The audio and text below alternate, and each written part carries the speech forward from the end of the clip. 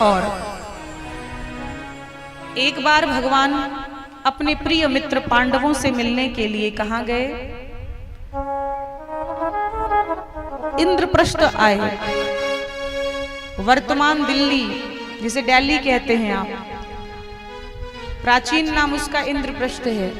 पांडवों से मिलने के लिए भगवान आए। पांडवों ने खूब यथोचित स्वागत किया, सत्कार किया।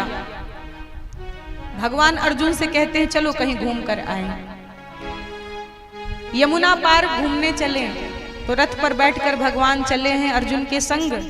और यमुना के तट पर जब नीचे उतरे और नदी के तट पर अर्जुन के साथ भ्रमण करने लगे तो अचानक दृष्टि पड़ गई एक सुंदर कन्या जो नेत्र बंद करके तपस्या में बैठी थी। भगवान ने कहा, अरे अर्जुन देखो, यह सुंदर कन्या तपस्या क्यों कर रही है? निर्जन स्थान पर बैठी है, कौन है पता लगाओ। अर्जुन ने कहा, जो आज्ञा भगवान। और अर्जुन ने आके परिचय पूछा कि देवी आखिर इस एकांत में क्यों बैठी हो, क्या चाहिए तुम्हें? तो उस कन्या ने कहा, अहम देवस्य सवितुर्दुहिता पतिमिक्षति विष्णु वरेण्यं वरदं तपः परमास्थिता। अहम देवस्य सवितुर्दुहिता पतिमिक्षति विष्णु वरेण्यं वरदं तपः परमास्थिता। मैं हूँ सविता की दुहिता। सविता माने सूर्य, दुहिता माने कन्या। मैं सूर्य कन्या हूँ। मेरा नाम है कालिंदी, मेरा नाम है जमुना। और मैं तप क्यों कर रही हूँ? द्वारकाधीश को अपना पति बनाने के लिए, द्वारकानाथ को पति के रूप में प्राप्त करने के लिए मैं तप कर रही हूँ। सुनते ही अर्जुन मन ही मन मुस्कुराए, वाह प्रभु वाह, आपकी लीला आप ही जानो, आप लीलाधारी हैं। और भगवान के कान में धीरे से बोले, यह कन्या भी आप ही की प्रतीक्षा कर रही है, प्रभु आपसे विवाह करना चाहती है। यह कालिंदी है, इसका नाम है कालिंदी। तो भगवान ने कहा, ओहो, यह देवी मुझे प्राप्त करना चाहती है, तो फिर देर किस बात की? और बस परिचय करा के अर्जुन ने भगवान द्वारकानाथ के साथ रुक्मणी का पाणी ग्रहण करवा दिया। प्रभु का कालिंदी यानी जमुना के साथ विवाह संपन्न हो गया। इसीलिए जमुना भगवान कृष्ण की पटरानी है, पत्नी है। इसीलिए वृंदावन जब जाओ ना तो यमुना जी के तट पर जाकर प्रणाम करना, यमुना जल का आचमन करना, यमुना जी में स्नान करना, यमुना जी में दीप दान करना।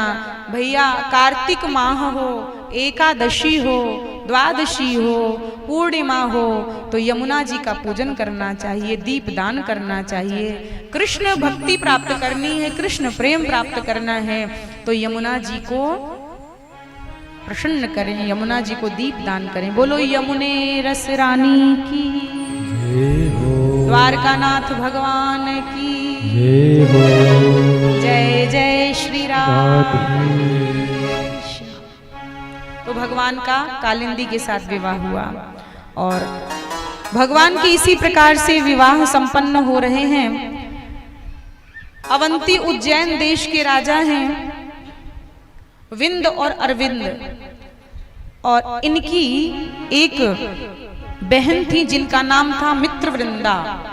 मित्रवृंदा तो भैया भगवान के नाम की माला जप रही थी, द्वारकाधीश के नाम की माला जप रही थी।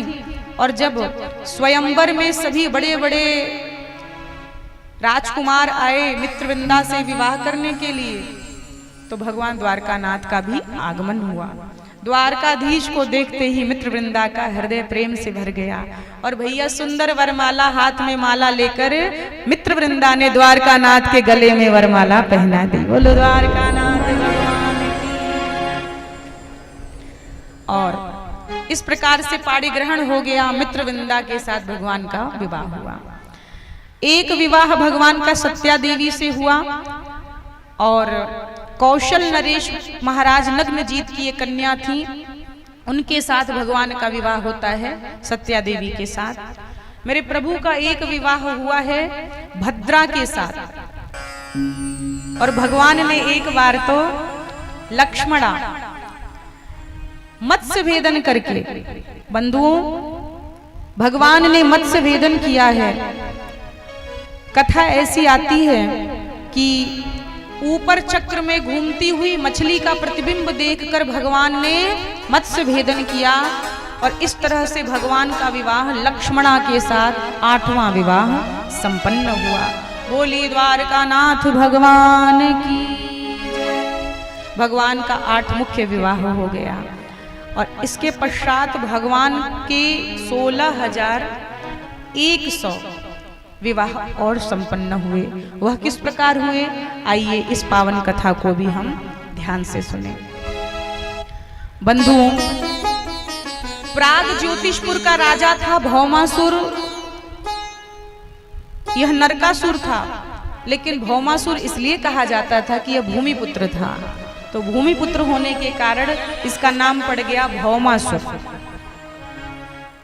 इसने संकल्प किया था कि 20,000 राजकुमारियां हो जाएंगी कारागार में, तब एक साथ विवाह करूंगा।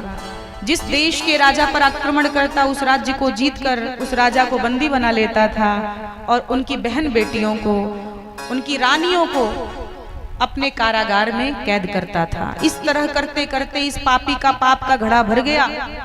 कितनी राजकुमारियां हो गईं? 16,100 राजकुमारियां इस भौमासुर के कारागार में कैद होकर रोज रोती हैं, रुदन करती हैं और रो रो कर भगवान से प्रार्थना करती हैं कि मुझे इस नरक से बाहर निकालो।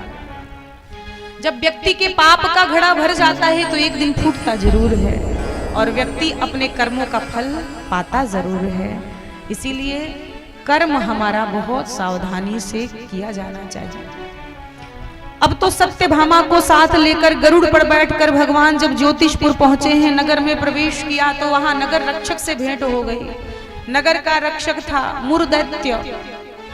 सज्जनों, 5 मुखों वाले 5 सिर वाले इस मुरदैत्य का भगवान ने 5 सिर ही काट दिया और 5 सिर काट दिया तो मुर का वध करने के कारण भगवान का नाम पड़ गया मुरारी। बोलिए मुरारी भगवान की द्वारकानाथ भगवान की जय हो। भौमासुर अपनी समग्र सैन्य शक्ति के साथ प्रभु पर आक्रमण करता है, लेकिन द्वारकानाथ के आगे तो बड़े बड़े वीर महारथी योद्धा परास्त हो जाते हैं। इस भौमासुर को कहाँ भगवान छोड़ने वाले। भगवान ने ऐसा भौमासुर के साथ युद्ध किया कि भौमासुर का अंततः वध कर दिया। और भूदेवी ने स्तुति की है, क्योंकि यह भूमिपुत्र था तो भगवान ने भूदेवी की स्तुति से प्रसन्न होकर आशीर्वाद दिया है। भौमासुर का भगवान ने वध किया, कारागार खोला तो बंधुओं 16,100 राजकुमारियां उस कारागार से बाहर निकली। सबके नेत्रों में अश्रु है। आंसुओं के साथ प्रभु के चरणों में हाथ जोड़कर खड़ी हो गई। भगवान ने कहा, रो मत, तुम्हारा संकट टल गया। उस दैत्य का मैंने वध कर दिया है, अब वह तुम्हें कष्ट नहीं पहुंचाएगा। जाओ देवियों, अपने अपने घर लौट जाओ। उन राजकुमारियों ने कहा, वाह प्रभु, आप घर लौटने को कहते हैं, कौन सा घर? बरसों से इस राक्षस के कारागार में हम कैद हैं, ना तो घर वाले हमको सम्मान देंगे, अपनाएंगे, और न ही कोई सुंदर वर हमें प्राप्त होगा, कोई उत्तम वर हमें प्राप्त होगा। हमारा जीवन तो नरक बन गया है। अब एक ही रास्ता दिखता है कि हम कुमार्गगामी हो जाएं, आत्महत्या कर लें, अपना जीवन ही नष्ट कर दे। भगवान ने कहा, नहीं नहीं नहीं देवियों, कभी भी व्यक्ति को जीवन में कोई रॉन्ग स्टेप नहीं उठाना चाहिए। हम फिर से निवेदन करें, कभी भी जीवन में घबराना मत। Take patience. जिस समय जिंदगी में कुछ गड़बड़ हो जाए, थोड़ा तूफान आ जाए, कुछ परेशानी आ जाए, तो धैर्य में रहना और ऐसे ऐसे लोगों के जीवन को, उनकी जीवनी को सुनना, उससे हिम्मत मिलेगी। किसको कष्ट नहीं मिला है? मीरा को कष्ट नहीं मिला। मीरा का तो जीवन ही कष्टमय रहा, मीरा को सुख नहीं मिला था। बचपन में ही मां मर गई थी, 2-4 वर्षों में पति की मृत्यु हो गई।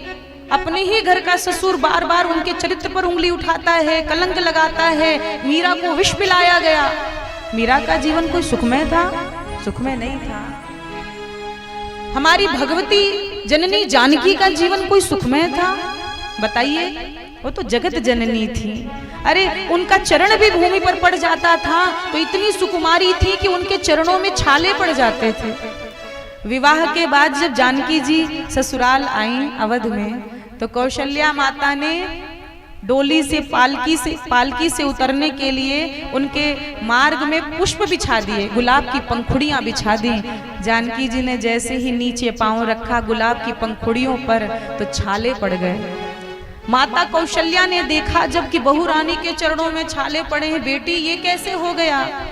तो बड़ा झिझकते हुए, संकोच करते हुए जानकी जी कहती है, माँ जब मैंने डोली से पालकी से अपना पांव नीचे धरती पर रखा, आपने पुष्प बिछाए थे, उन फूलों पर, पंखुड़ियों पर पांव रखते ही छाले पड़ गए। ऐसी जानकी जी सुकुमारी हैं कि पुष्प की पंखुड़ी पर भी पांव रखने से छाले पड़ जाते थे। वह जानकी, वह राज दुलारी, वह राजा जनक की राजकुमारी लाडली बन बन भटकती रही। लकड़ियां काटकर चूल्हा जलाकर भोजन बनाती हैं। एक राक्षस रावण ने जानकी जी का हरण कर लिया। लोगों ने उनके व्यक्तित्व पर भी क्या क्या कहा, कहां सुख मिला। और उसके बाद भी पति के साथ जब राम जी के साथ घर वापस लौटी, तो कुछ ही वर्षों में भगवान श्री राम ने भी उस धोबी के कहने पर उन्हें वन में भेज दिया और अकेले आश्रम में उन्होंने अपने बच्चों को जन्म दिया। और फिर तो भगवान से भेंट भी नहीं हुई, आखिरी बार भेंट करके रोते रोते धरती में समा गई। यह है जगत जननी हमारी जानकी जी की कथा। सुख मिला था क्या? इसको सुख मिलना कहते हैं। उससे ज्यादा सुख तो मुझे लगता है कि इन संसारियों में से भी 2 4 10 बैठे होंगे जिनका जीवन सुखमय होगा, इतनी परेशानियां नहीं आई होंगी। लेकिन आज पूजा अगर होती है तो ऐसी जानकी सीता जी की ही होती है, जिन्होंने जीवन भर परीक्षाएं दी, जिन्होंने जीवन भर त्याग किया, जिन्होंने जीवन अपना कष्ट में बिताया। तो इसीलिए परेशानी आए तो कभी भी जिंदगी में गलत कदम मत उठाइए आप लोग। जिंदगी में आजकल के जो नव युवक हैं वो इतना भटक जा रहे हैं, अपने जीवन में हमेशा थोड़ी थोड़ी परेशानियों से घबराकर वह अपना जीवन ही मिटा देते हैं। मुझे लगता है कोई ऐसा दिन नहीं होता है जिस दिन अखबार में इस तरह की घटनाएं न छपती हों। कोई ऐसा दिन नहीं जाता है जिस दिन आप टीवी खोलिए और न्यूज में आपको आत्महत्या करने की, जहर पीने की, छत से कूदने की, नदी में कूदने की घटनाएं न सामने दिख जाएं। अपने जीवन की कदर करो भैया। आज तो मनुष्य बने हो, खा रहे हो, पी रहे हो, अच्छा कपड़ा पहन रहे हो, गाड़ियों में घूम रहे हो, ऐशो आराम ऐश्वर्य भोग कर रहे हो। कुत्ते, बिल्ली, बैल अगर कभी बनना पड़ जाएगा ना, उनकी स्थिति देखो। नाक में भी रस्सी बांध दिया जाता है, न मुंह से कुछ खाना मांग पाओगे, न पानी मांग पाओगे, डंडे अलग पड़ेंगे, गधे बन जाओगे तो ऊपर से अलग से सवारी ढोने को मालिक गधे को डंडा मारता है, ईंट सीमेंट गिट्टियां ढुआता है और ऊपर से मारता अलग है। इसीलिए कद्र करो इस शरीर की। पशु योनि में जो कष्ट भोग रहे हैं उनको देखकर तनिक विचार करना कि आज हम कितने सुखी हैं। इतना सुंदर जीवन मिल गया है, इतना सुंदर मानव शरीर मिल गया है, अच्छे घर में अच्छा भोजन, अच्छा वस्त्र और ऐसी सुंदर भागवत कथा। इतना मिलने के बाद भी अगर कोई ना सुधरे तो उससे बड़ा आत्मघाती दूसरा कोई नहीं हो सकता। ताली अच्छे से बजा दो। हाँ, ऐसे अच्छी लगती है ताली आपकी। बोली भक्त वत्सल भगवान की। भगवान ने कहा उन देवियों से, क्या तुम्हारी क्या इच्छा है? उन्होंने कहा, भगवान यह जीवन आपका दिया हुआ नवजीवन है, तो आप ही की सेवा में बीते, बस यही चाहती हैं। और भगवान से राजकुमारियों ने कहा, प्रभु हमें स्वीकार कर लीजिए। भगवान ने उन सभी राजकुमारियों के साथ द्वारका में एक ही मुहूर्त में विवाह किया और भगवान का 16,108 विवाह संपन्न हो गया। और भगवान की प्रत्येक रानी से कहते हैं 10-10 बेटे, एक एक बेटी का जन्म होता है। भगवान का सुख में गृहस्थ जीवन बीत रहा।